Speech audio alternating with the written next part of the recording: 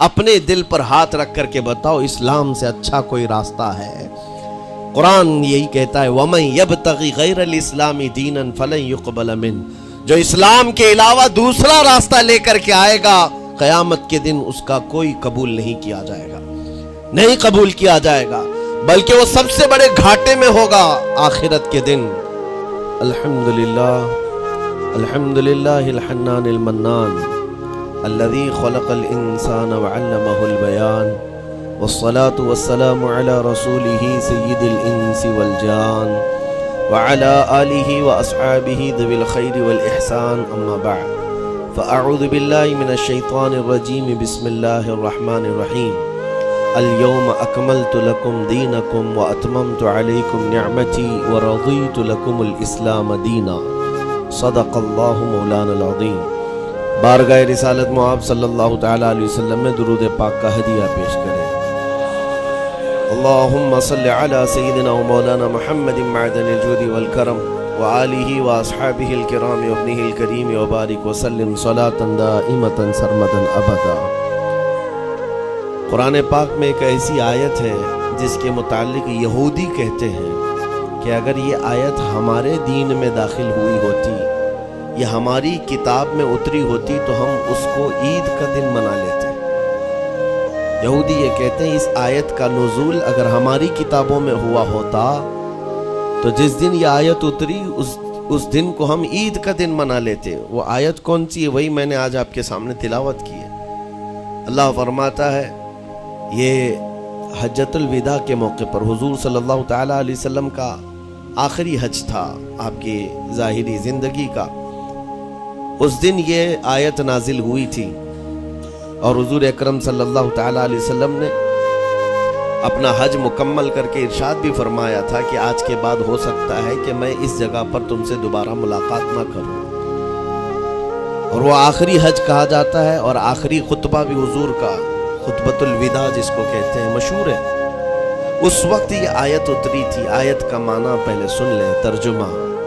رب تعالیٰ فرماتا ہے قوانین بدلے جاتے رہے۔ آدم علیہ السلام کی شریعت میں الگ قوانین تھے، نوح علیہ السلام کی شریعت میں قانون الگ تھے، بدلتی گئی شریعتیں، لیکن آ کر سٹاپ ہو گئی حضور پاک صلی اللہ علیہ وسلم کے اس دین پر، اور پھر رب تعالیٰ نے فرمایا اب دین کمپلیٹ ہو گیا، اب شریعت نہیں بدلی جائے گی قیامت تک، اس میں رد و بدل نہیں ہوگا۔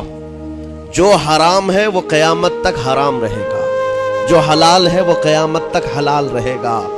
اب کوئی دنیا میں نہیں آئے گا جو اس شریعت میں کوئی نیا حلال پیدا کرے، نیا حرام پیدا کرے۔ حضور اکرم صلی اللہ تعالیٰ علیہ وسلم کا یہ دین کمپلیٹ ہے، مکمل ہے۔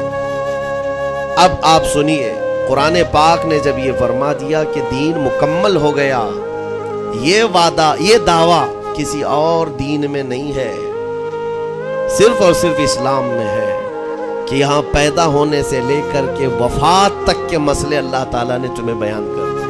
وَلَا رَطْبٍ وَلَا يَابِسٍ إِلَّا فِي كِتَابٍ مُبِينٍ، کوئی خشکی کی چیز بھی نہیں ہے، کوئی تری کی چیز بھی نہیں ہے جس کو قرآن نے بیان نہ کیا ہو۔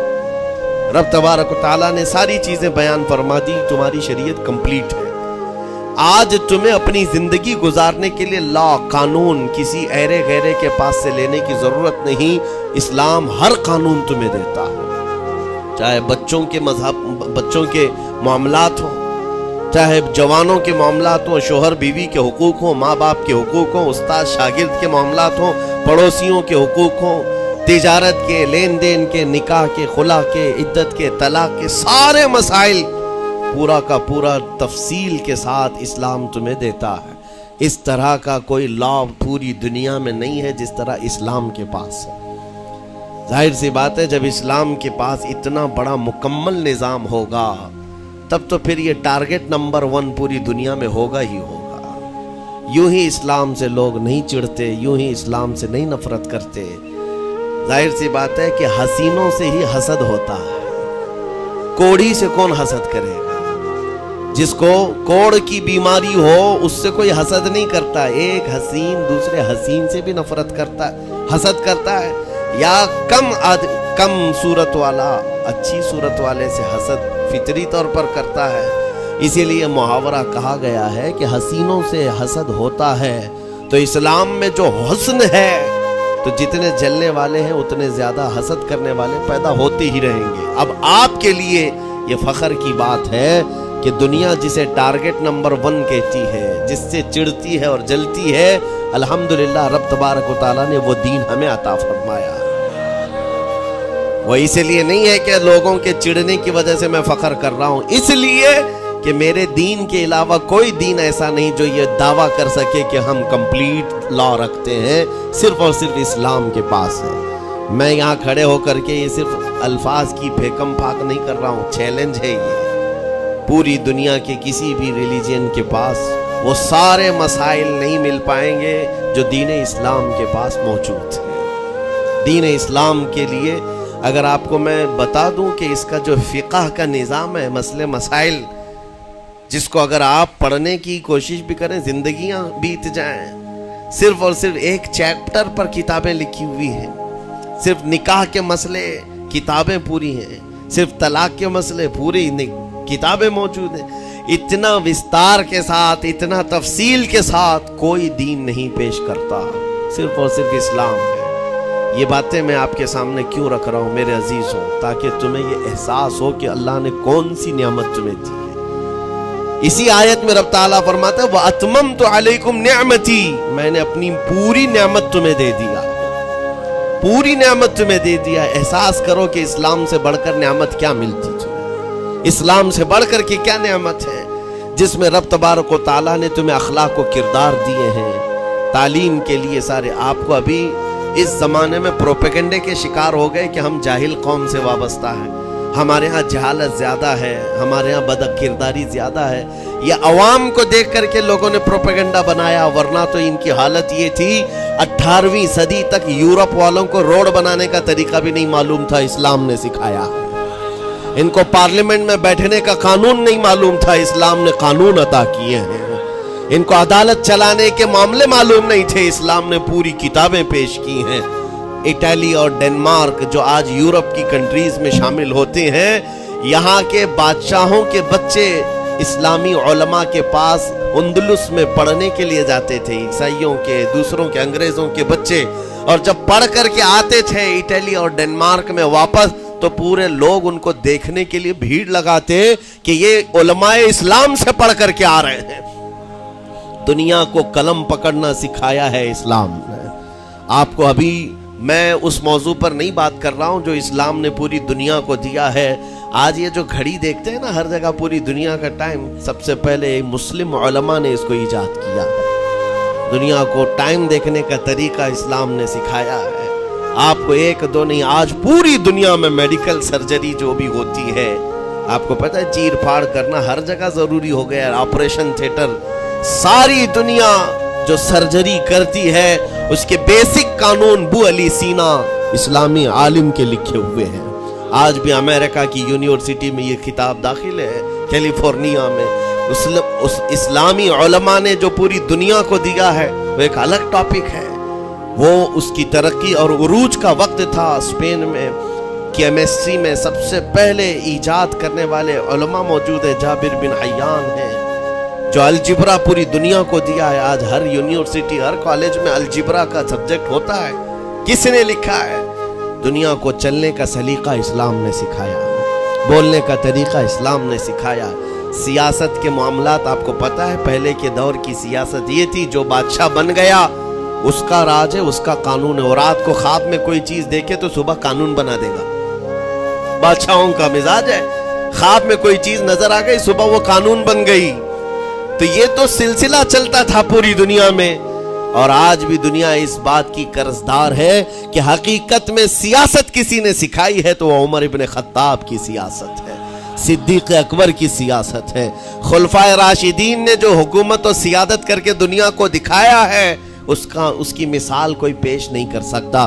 اسی لیے ہمارے اس دیش کے جانتے ہیں جن کو موہن داس کرم چند گاندھی کہا جاتا ہے، گاندھی جی کو آج سارے لوگ یاد کرتے ہیں۔ گاندھی نے یہ کہا ہے اپنے دور کے حکومت چلانے والوں کو مثال اگر کوئی دے سکتا ہوں تو ابو بکر اور عمر کی دے سکتا ہوں، کیونکہ یہ کالپنائیں نہیں ہیں، یہ خیالی نہیں ہے، یہ فیلڈ میں اترے ہوئے لوگ ہیں۔ وہ صدیق اکبر اسلام نے دیا ہے جس نے پوری دنیا کو فاقہ کشی میں خود رہ کر کے لوگوں کی بھوک مٹانے کا سلیقہ عطا کیا ہے۔ اس عمر ابن خطاب کو اسلام نے دنیا میں پیش کیا ہے جس عمر فاروق کا حال یہ ہے، پورا مدینہ رات کو سوتا ہے اور یہ خلیفہ وقت گلیوں میں گشت کر رہا ہوتا ہے کہ کوئی بھوکا نہ سو رہا ہو۔ آپ کو پتا ہے وہ عمر ابن خطاب رات کے وقت گزرتے ہوئے ایک گھر کے قریب سے جا رہے ہیں تو دیکھا ایک مرد باہر بیٹھا ہوا ہے، اندر سے رونے کی آواز آ رہی ہے۔ اس کے مرد سے پوچھا آپ نے، وہ نہیں پہچانتا تھا، آپ کبھی حجاب ڈالتے کبھی پردہ ڈالتے اور رات کو گلیوں میں مدینہ کے گشت کر رہے ہوتے۔ اس مرد سے پوچھا کیا معاملہ ہے؟ کہا کہ میری بیوی کے بچے کی ولادت کا وقت قریب آ گیا ہے، درد ذہ میں مبتلا ہے اور گھر میں کوئی نہیں ہے، تکلیف ہے۔ جانتے ہو حضرت عمر فاروق رضی اللہ تعالیٰ عنہ اپنے گھر سے اپنی بیوی کو، اپنی بیٹی کو، اپنی بہو کو بلوایا اور کہا جاؤ یہاں پر گھر میں بچے کی ولادت ہونے والی ہے، اس کی تیمارداری کر۔ صبح تک خلیفۃ المسلمین کے گھر کی عورتیں ایک غریب کے گھر کی عورت کی تیمارداری کر رہی ہیں۔ جب بچے کے ولادت کی آواز آئی، سب سے پہلے مبارکبادی دینے والے عمر ابن خطاب ہیں۔ اس سے کہتے بھائی تمہیں مبارک ہو، اللہ نے بیٹا عطا فرمایا۔ وہ خوش و خرم ہے کہ میرا کوئی رشتہ دار نہیں ہے، اجنبی رات کو آیا ہے اور مجھے مبارکبادی بھی دیا، میرے گھر کے سارے کام کاج بھی اٹھا لیا اور اپنی پیٹھ پر گھر سے بوریا لا کر کے آٹے اور راشن کا اس گھر میں پہنچایا اور کہا خوش و خرم رہو، اللہ نے تمہارے گھر میں برکت دی ہے۔ صبح اٹھ کر کے وہ لوگوں کو بتا رہا ہے اللہ نے رات کو ایک عجیب فرشتہ بھیجا، میرے گھر میں اکیلی عورت تھی، درد ذہ میں مبتلا تھی، 3 عورتیں بھی آئی اور ایک مرد بھی آیا، رات بھر میرے ساتھ بیٹھا رہا، مجھے کھلایا پلایا بھی، میرے گھر کی تیمارداری بھی کر کے گیا۔ لوگوں نے کہا جانتے ہو کون تھا وہ؟ عمر ابن خطاب امیر المومنین تھے۔ دنیا کو یہ سیاست کا سلیقہ دینے والا اسلام کا وہ عظیم سپہ سالار ہے۔ آج بھی آپ کو میں بتاؤں اٹلی میں اور ڈنمارک میں اور کچھ کنٹریز میں ایک دن منانے کا پرستاؤ پیش کیا جا رہا ہے۔ یہ نہیں کہہ رہا ہوں ریچرڈ کا یا ریمنڈ کا، کوئی جو بڑے بڑے ان کے سپہ سالار ہیں ان کا ایک دن منایا جائے گا، جن کو مطلب کوئی بہت بڑا نوبل پرائز ملا ہو۔ میں یورپین کنٹریز کی بات کر رہا ہوں جہاں وہ اپنے بادشاہوں کے پیدائش کا دن یا ان کے کسی اینیورسری کو منانے کا پرستاؤ نہیں پیش کر رہے، بلکہ یورپ کی یہ 2 کنٹریاں ہیں جو یہ پرستاؤ پیش کر رہی ہیں کہ سال میں ایک دن ایسا منایا جائے جس کا نام صلاح الدین ایوبی ڈے ہونا چاہیے۔ یہاں میں نہیں کہہ رہے ہیں، دنیا آج بھی اس بات کو تسلیم کرتی ہے صلاح الدین جیسا جرنیل دیکھا نہیں ہے۔ عزیزان گرامی وقار، یہ چند مثالیں میں آپ کے سامنے رکھا اور اس کے بعد پھر میں تمہیں جھنجھوڑ کر پوچھتا ہوں، اپنے دل پر ہاتھ رکھ کر کے بتاؤ اسلام سے اچھا کوئی راستہ ہے؟ قرآن یہی کہتا ہے وَمَن يَبْتَغِ غَيْرَ الْإِسْلَامِ دِينًا فَلَن يُقْبَلَ مِنْهُ، جو اسلام کے علاوہ دوسرا راستہ لے کر کے آئے گا قیامت کے دن اس کا کوئی قبول نہیں کیا جائے گا، نہیں قبول کیا جائے گا، بلکہ وہ سب سے بڑے گھاٹے میں ہوگا، آخرت کے دن خسارہ اٹھانے والوں میں ہوگا۔ آج تمہارے پاس وہ عقل سلیم اللہ تعالیٰ نے دیا جس کو تھوڑی بہت شدھ بدھ ہونا، عقل کا استعمال کرتا ہو، وہ بھی اسلام کے متعلق سوچے گا کہ میرے دین میں اتنی اچھائیاں ہیں، آج تک رب تعالیٰ نے مجھے یہ پیشانی کسی کے سامنے جھکنے نہیں تھی۔ کہیں جھکاتے ہو؟ ارے کھانا کھاتے ہیں، کھانا تو روزانہ ضروری ہے، اور رزق کے معاملے میں تو لوگ ایسے، دنیا کہتی ہے پیٹ پوجا، ہم پیٹ پوجا نہیں کہتے۔ کھانے کے لیے بعض لوگ کہتے ہیں نا پہلے پیٹ پوجا ہو جائے، پوجا کا لفظ ہی ہم استعمال نہیں کرتے۔ کھانا برتن میں رکھا ہوا ہے، آپ کے گھر میں کھانا لا کر کے دیا جاتا ہے، تو کیا آپ سر جھکا کر چاٹ کے کھاتے ہیں یا لقمے اٹھا کر ہاتھ سے کھاتے ہیں؟ ہاتھ سے کھاتے ہیں۔ باقی جانوروں کو دیکھو، بکری کھاتی ہے منہ جھکا کر کھاتی ہے، بیل بھینس وغیرہ سب سر جھکا کر کے کھاتے ہیں، رزق کو چاٹ کے کھاتے ہیں، ان کا سر جھک جاتا ہے، لیکن تمہارے سر کو رب نے اتنا محترم رکھا کہ روز جو تمہیں رزق کی ضرورت ہے اس کے سامنے بھی مت جھکاؤ۔ سر جھکانا ہے تو رزق کے سامنے نہیں، رزاق کے سامنے جھکایا جائے۔ تمہاری پیشانی کو محترم رکھا گیا ہے کہ تم جھکو گے تو کس کے سامنے؟ صرف رزاق۔ جو ہمارا پالنہار حقیقی ہے. اور حد تو یہ ہے میرے عزیزو، یہ دنیا کی واحد قوم ہے، یہ واحد مذہب ایسا ہے، یہودی ہوں، عیسائی ہوں، ہندو ہوں، کوئی بھی ریلیجن آپ لے کر کے آئیں، جس کو وہ بہت زیادہ مانتے ہیں یا جس کو گاڈ کہتے ہیں یا جس کو بھگوان کہتے ہیں، ان کی صورت بھی ہوگی، مورت بھی ہوگی.